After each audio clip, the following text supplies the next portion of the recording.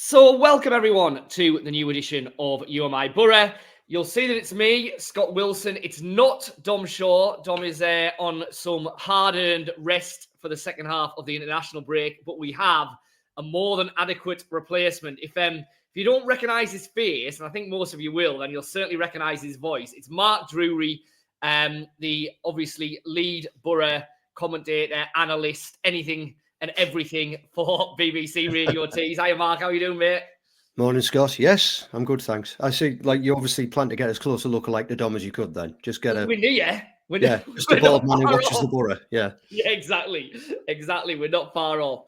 No, thanks for coming on. We're going to have a bit of a chinwag, obviously. Second half of the international break. We'll catch up on the bits and bobs that's been happening Borough-wise during that break. And then obviously we'll have a look ahead to the trip to Oxford at the weekend. Kassam, is that a pleasurable trip for you, Mark? It's not the easiest to get to. I've never been there for a match. I did go 20 odd years ago.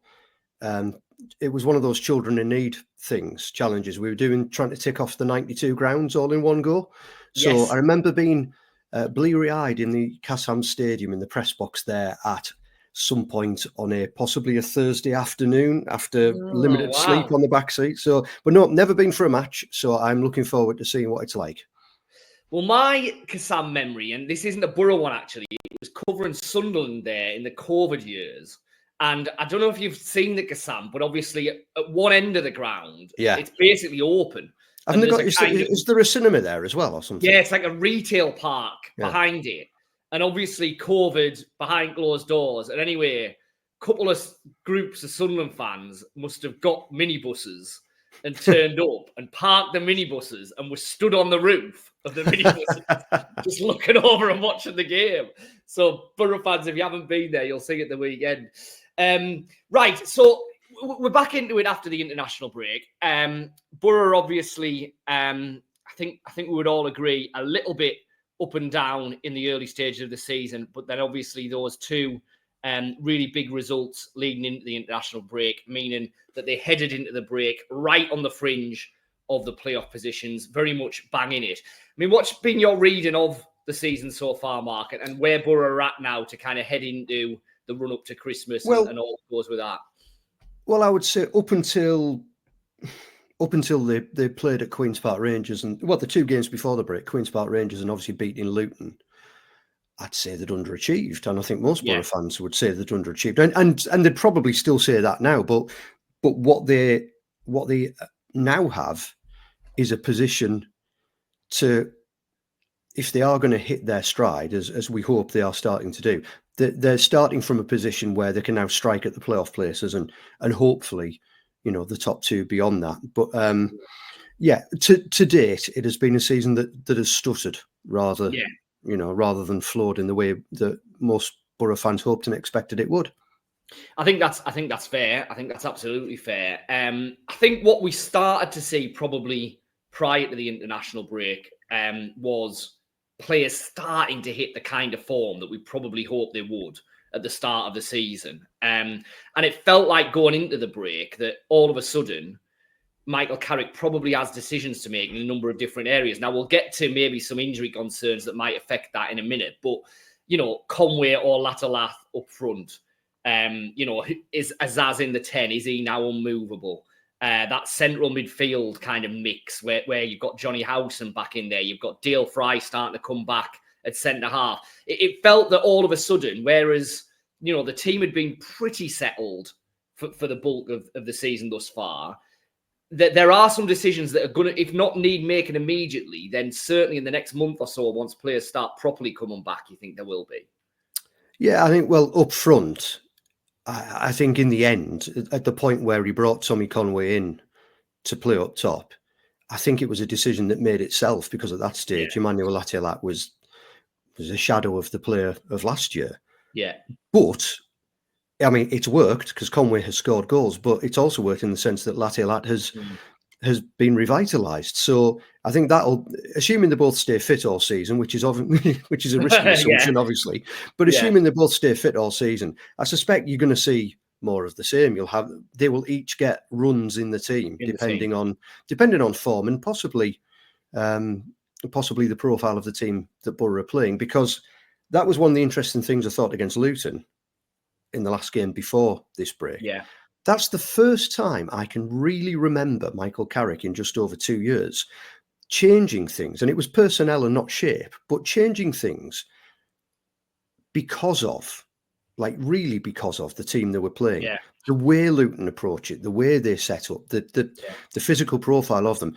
Because who would have thought you'd drop Riley McGree after the performance he'd put in at Queen's Park Rangers a few days before Luton? But he did. He put Bergsorg in on that left-hand side, and he put him in for a reason. And Latialat up top to exploit the space that he knew Luton were going to leave in behind. So that was interesting. I found that interesting.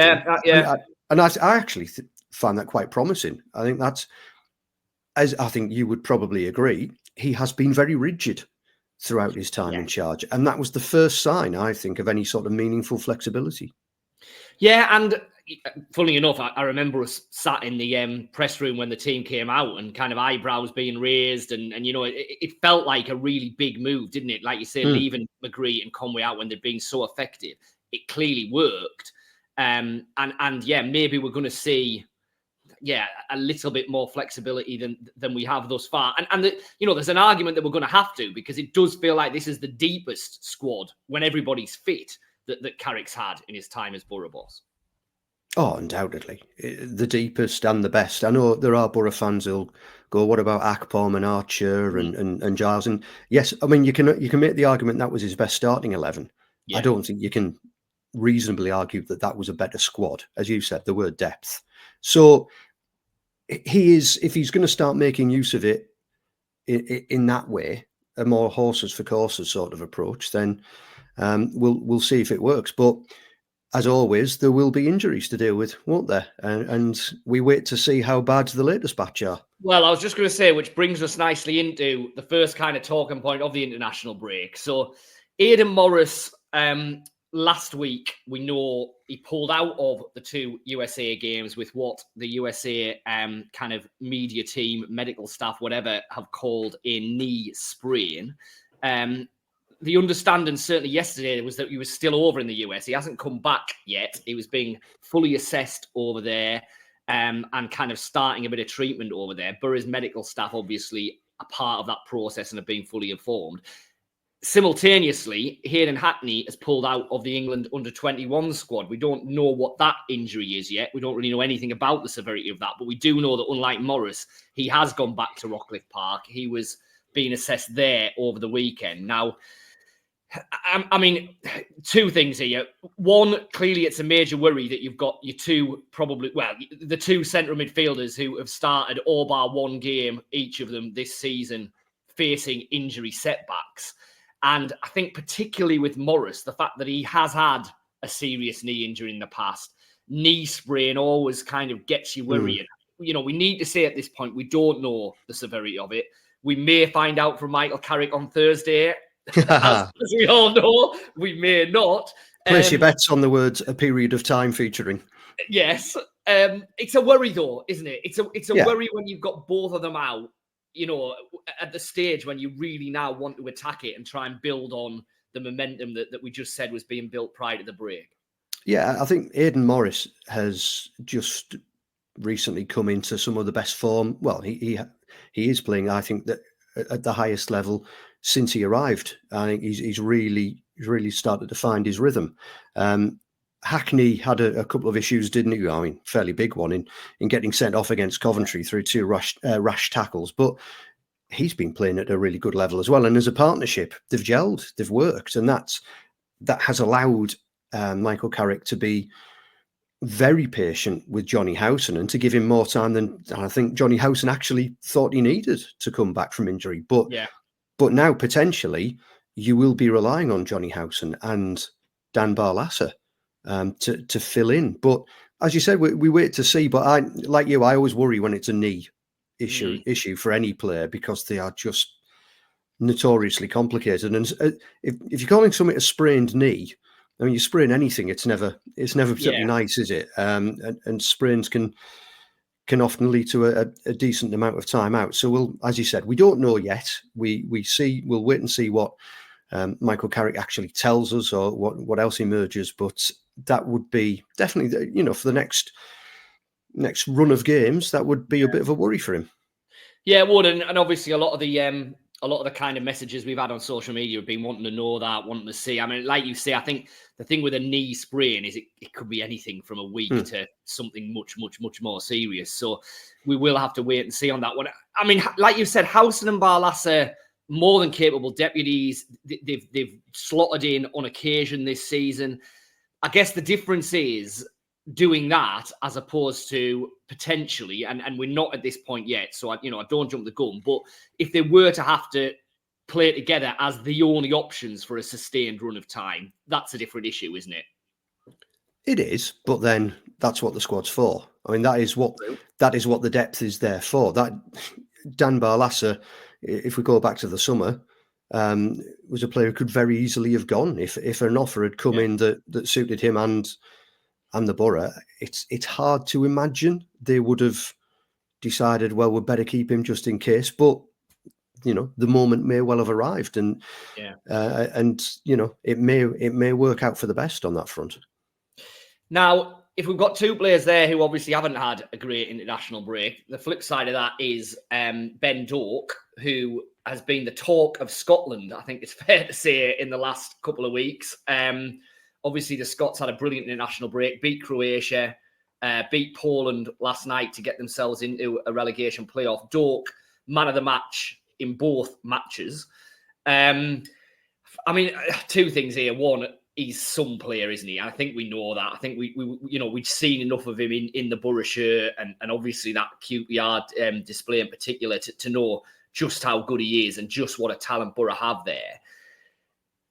I don't want to say he was under the radar when he came to Borough, because half the clubs in the Premier League were interested in him.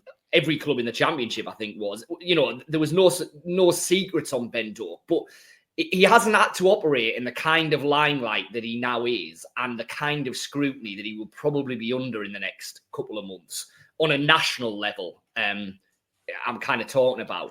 So, we all know how good he is, but it is going to be interesting now to see how he deals with the next challenge in his career, which is being the player under the microscope, I guess. I think he'll be just fine. Yeah. I mean, from my experience of Ben Doak off the pitch, he's not bothered. I just think he is not bothered. He's just turned 19. Everything is fresh. Everything is new. Everything is a piece of the proverbial to Ben Doak. He turns up. He plays football. He takes his man on. He puts the ball over. He creates goals. He's obviously scored one for Borough so far. I think he's just in that beautiful sweet spot. It's all happening for him. And I think as long as he doesn't think about it too much, he will continue to be fine. But you're right about the attention that is coming his way. I mean, the last few weeks in my job, I've been having to deal with loads of stuff from elsewhere, certainly within the BBC around the country. I've been doing interviews for Radio Scotland. I've been doing stuff for the Liverpool pages of the BBC Sport website. The rest of the world has woken up to Ben Doak. Obviously, we watching Middlesbrough as we do, we're well aware of just how good he is. But yeah, those two performances for Scotland over the last 5 or 6 days, that will change his world. That will change everything. And I remember back in September when Kieran Scott was Borough's head of football, was in the studio with me, and there's a question came in because he was talking about the fact that he thought the Ben Doak signing got a bit lost, given the fact that the story was Emmanuel Latialat, and was he off to Ipswich or not? And Ben Doak, that was a bit of an afterthought. He went, but that was huge. He said, getting him in, that was absolutely huge because of the competition we had to beat off. And you can see why. You can see why when you watch him. But the other thing was we had a message come in saying, is there, and I was only halfway through asking him the question, is there anything in the agreement that will allow us to? And he just went, no chance. There is absolutely no chance that Ben Doak will be staying here at the end of the season. Liverpool have made that crystal clear. Yeah. And that's because Liverpool know how good he is as well. Yeah. Yeah, absolutely. But I think what we're seeing as well is Liverpool also know that Borough is a good home for him. And, Yeah. Yes, partly the decision was up to Doak, but clearly Liverpool had a massive, massive say in where Ben Doak came to. And they did. But Doak, it was Doak who said, isn't it? It is, yeah. But it was Doak who said, that's where I want to go. It was his choice. Borough was one of a number of clubs he could have gone to that they were happy for him to go to. But this was the one that he chose, and he was adamant that that's where he was coming. And because he thought it would suit him. And so far, I think he's been proved absolutely right. And you're right, it is a feather in Borough's cap that a player like that wanted to come here. And again, is being proved right in the way it's working out for him. He feels, I know I did a piece after the QPR game, and it feels like a bit of a throwback for me. Oh, because, totally. In an era when wingers constantly seem to be playing inverted and all they do is cut in, and you very rarely see a winger go on the outside and actually cross a ball or pull a ball back as Doak's done, the countless times now already for Borough and for Scotland in those games. It's exciting and it's refreshing because you just don't see that very often anymore, do you? No, it's brilliant. I get it. If there is one thing, and there are a lot of things that frustrate me about football when you watch it, just from a fan's point of view. But if there's one thing that winds me up more than anything, it's wingers or fullbacks who beat a man or create the space and then don't put the ball in. Yeah. They check out and they come back and you go around and they play it safe. As you said, he's a throwback. There's not a thought of that with him. It's give me the ball. Have I got the space to attack the man? If I have, I'm running at him. And he can go inside as well. That's the great thing with him. He can go inside or outside. And that makes defenders' lives horrible. They have to try and do the impossible, which is defend both ways. And he's got the pace, he's got the skill, and he's got the low centre of gravity and the power to get away from them, more times than not. And I know you and Dom mentioned this recently. We had Tony Mowbray watching the game with us against Luton, and he was just salivating over him. Loved watching him. He is a throwback, and I wish there were more like him. I really do, because he is wonderful to watch. Players like Ben Doak are why we go to the match. Yeah, we'll get on to the Oxford game and have a look ahead to that in 2 ticks. But you mentioned it there. Obviously, Mogger sat alongside you at the last game at the Riverside. I think we've all listened back to the interview and the bits that you put out on the T's kind of Twitter feed, X feed, whatever the hell you're calling it nowadays, and on your socials. I mean, listen, I don't think there's anything new we can say about Tony Mowbray, is there? And his standing, not only on T side, but as we've touched about on this pod, right across the football world. But I mean, how did you find that experience, and how did you find him? And I guess the main thing above all else is just how well he looked and how well he's doing, given everything that he's been through and is still going through. It was a complete joy. I bet. An absolute joy. Best day I've ever had at work, honestly. Best day I've ever had at work. And I've had some great ones. I've seen some amazing stuff, as you have, and reported on some brilliant things. But as you said, firstly, just to see him as well as he was, as well as he is. And it's something that I'd been obviously talking to him about for a few months, and just waiting for that moment where he felt well enough to go to the match. He felt confident enough that physically he was up to it. And I'm not ashamed to say he's my hero. But to have the combination of him being prepared to open himself up and tell the world, a lot of us knew what was wrong with him, obviously, but the vast majority of people didn't. For him to just have the straightforward honesty and bravery to bare his soul, to say what he's been going through. He wants to help other people, hopefully avoid that eventuality if they can. Yeah. And then it's his natural enthusiasm that shines through, isn't it? Because he just loves football, and he loves footballers, and he loves watching it. He loves talking about it. He loves working in it. He can't help himself. I'd said to him, because he's like, what do you want from me? What is it you want me to do? And so Tony, just be yourself. Just be yourself. Just talk about obviously about you, as much or as little as you want to. And then in the match, I'll bring you in a couple of times, maybe in the course of each half. And I knew fine well for it. As soon as you say, right, Tony, what do you think? He can't help himself because he loves it. And he was brilliant. The way he deconstructed the match, he said within 5 minutes about Luton, I don't know what he's trying to do. What's he trying to do? He's like, they're playing such a high line. That centre half, he doesn't want to be one-on-one with Lat. And this isn't what Luton do. And he's over there. And why is he in that position? He went, there's going to be goals. There's going to be loads of goals. Lat's going to score. I don't know what he's doing. And he was just bang on. Honestly, it was it was just wonderful. Yeah, but the best thing was at the end of the day, he went, "Oh, I've really enjoyed that," and that's the biggest thing, because I think we all just want to see Tony Mowbray fit and well. He's desperate to be back in management, and hopefully his health will allow him to do that at some point. Yeah, well, I think we'd all love to see that, but it absolutely made for great radio. As I say, it was a brilliant listen. Now, whether there's any great radio on Saturday afternoon or not, we shall see. Oxford away. I'm just looking at the table here. So Oxford away from home, 1-0, drawn 2, lost 5. But different story there, isn't it? Yeah, but at home, 1-4, drawn 3, lost 1. So on paper, Oxford 16th in the table. Yeah, Borough just rock up and get the 3 points. Probably not going to be like that, is it? Well, I mean, you wouldn't have thought so, but I mean, would you have expected the one they lost to be Swansea?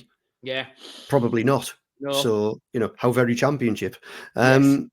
But no, that's clearly been their strength. If they're going to stay up, well, they'll have to improve away from home a bit. But if they're going to stay up, it'll be based on their home form. Yeah.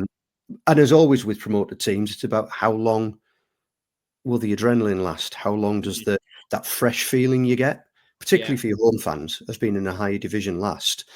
And possibly 3 months into the season, getting on for the back end of November, possibly that's when it will start to dissipate a bit. Yeah. But they have been good at home. They've got a way of playing, a 3-4-3 that has made them a tough nut to crack. But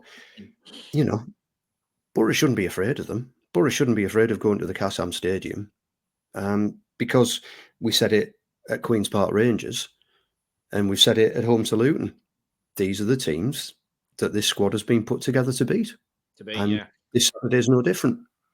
And I mean, obviously, the team selection will be massively contingent on how bad these injuries are, who's available, all that kind of stuff. But it's sometimes a bit hard to read Michael Carrick with international players coming back, hasn't there? Because there's been times when he's left them out and said, they haven't been here. I've been working with players all the last fortnight. They'll need to bide their time kind of thing. But then there have also been times when off the back of a break, a player's played twice and you think in the back of your mind, I wonder if he'll play him, and they're straight back in. It's a hard one to read with him sometimes. Yeah, well, I mean, this was something Tony Mowbray was talking about as well.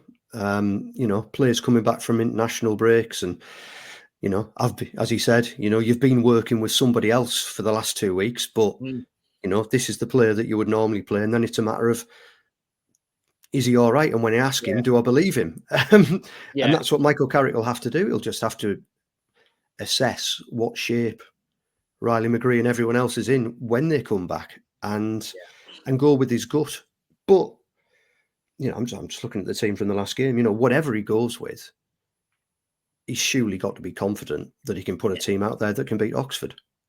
And, you said there, the Championship, you can't really take anything. But if you look at those games, Oxford away, Blackburn home, Hull home, Burnley away, Leeds away. If you're just looking at that now, as before we go into it, it does feel like Borough could do with getting a reasonable haul from these next 3 games just to have that little bit of a cushion when they have Burnley and Leeds away back to back.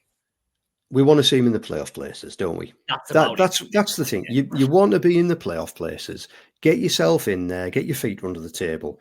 And then Burnley and Leeds, they're the games you worry less about, aren't they? Those are generally the games when you can expect Borough to turn up and put in a good performance. Can't guarantee they'll win, but those are the sorts of teams that they will generally perform against. But Yeah. yes, it is about, they've been flirting with the playoffs for too long now.